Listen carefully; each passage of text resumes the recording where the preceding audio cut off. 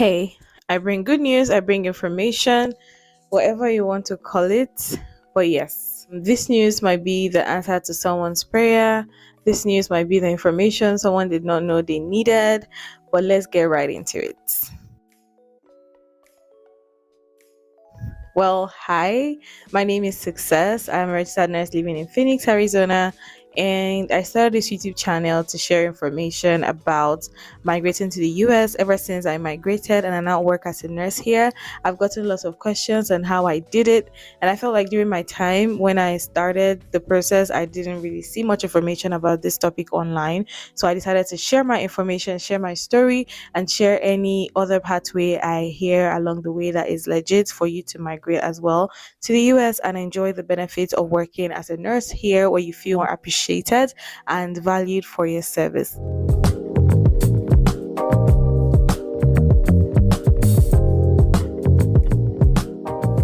If you're new here, welcome. And if you've been here, love you, love you. We're still on our goal to get to 5,000 subscribers within the next few weeks to months. We're getting there, and I am seeing your support along the way. Today, I have a good information for you. You might have heard about it or you might have not. This is one of currently the fastest way to relocate to the US as a nurse in 2025. The route this time around will be the F-1 visa. So basically, the F-1 visa is migrating to the US as a student. The information I have is very limited because it is only limited to one school I know of currently. The good thing about this school is that they are the only ones currently offering CPT to advanced degree nurses. I'll explain what all these terms mean, but I just wanted to give you a broad picture of what I'm talking about before I get into it in detail. Now, CPT allows you to work for your full 36 hours during the course of your training in school or your education, whereas other forms of F1, like the regular F1 visa, cannot permit you to work for more than 20 hours a week. The information here is that one agency and one school that I know of currently allows you to come into the US with the F1 visa, work for them for 36 hours, and while you are going through that process, they are filing your green card for you. So in 2 years, you graduate with your master's degree in nursing, and you have your EB3 visa is currently being filed, but then you can still work with your employment authorization documents, which is called the EAD. So I'm going to be explaining these terms I've listed in this video so you can understand it. Just follow me step by step. So first of all, have we all heard about OPT before? So basically, OPT is an extension given to F1 visa students who come in and want to stay in the US after schooling. So the regular OPT is basically 12 months after your schooling, which is 1 year. In that 1 year, many things can happen to you. You can either start filing your green card petition by yourself, or you can get an employer to file the EB3 visa for you, or you can get an employer to file the H1B visa for you, or you can decide to go back to your country. But basically, you have 1 year to do whatever you want to do. And you can even just decide to work, save up money, and go back to your country after that 1 year. But basically, it's just an extension. The meaning of OPT is optical practical training. Now, there's something called STEM. I don't know if you've heard about STEM courses. So STEM courses are basically your science, technology, engineering, and mathematics, right? People who study STEM courses such as data analysis, business analysis, cybersecurity, engineering, technology, research, they have the option of extending that OPT for 2 extra years, which I said is the optical training, practical training. They can extend it for 2 extra years, giving them a maximum of 3 years to stay in the US. So some of them might even get a job. Not every job applies for the H1B, the green card, or anything for you. So some of them are finding their way, either applying for the EB1, EB2, or just trying to save up money, like I said, and go back to their country. or any other way they deem fit to stay. But basically, a STEM graduate has an option to stay in the US for 3 years. That's the 1 year regular OPT and then the extra 2 years. Unfortunately, nurses are not part of the STEM course, right? Nurses are not part of the STEM courses. There's another thing called CPT, which basically means curricular practical training. So CPT can be taken while you're in school, while OPT can only be taken as an extension after school.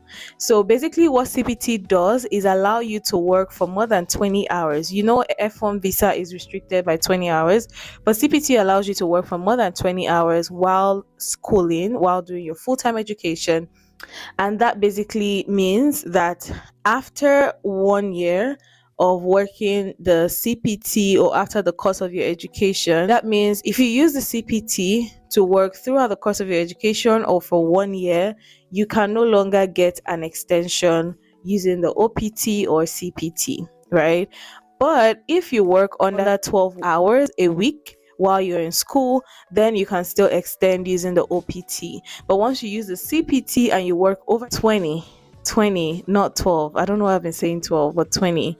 If you use the CPT and you work for over 20 hours while in school, then you can no longer extend when you're done, except your employer is actively filing a green card for you and you have an EAD, employment authorization document, to work during that period.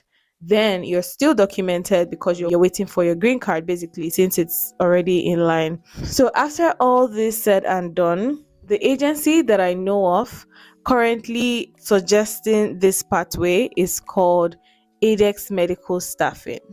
So what they do is, if you apply to them and you explain what you want, they would give you this option of coming to the US on an F-1 visa to school.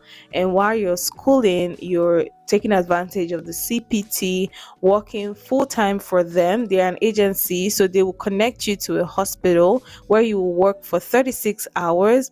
You're earning your money, you're living, and you're schooling. So basically, in 2 years, you're either you're graduating with your master's degree in nursing in any field of your choice, and you're also either having your green card at hand or is still under filing, because when you come in, they will file the green card for you. And because you're already here, it's going to be much faster, hopefully, than someone who is filing from outside of the country. Currently, the only school that I have researched that is offering this CPT for nurses is Ottawa University. This school is a private school, non-profit in Kansas. Now, this CPT program is probably offered to other courses like engineering, computer science, and a lot of others. But for nursing, only Ottawa State University is offering the CPT. So I know after this video, there's going to be a rush in application to the school.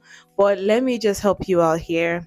If you want to apply to the school, or if you have applied to the school, please drop your full name and your email address, or send it to my email. I'll be looking out for that. This is the only school offering the CPT program right now. If you're interested in applying, or if you have applied, please only drop your full name if you are serious with this process.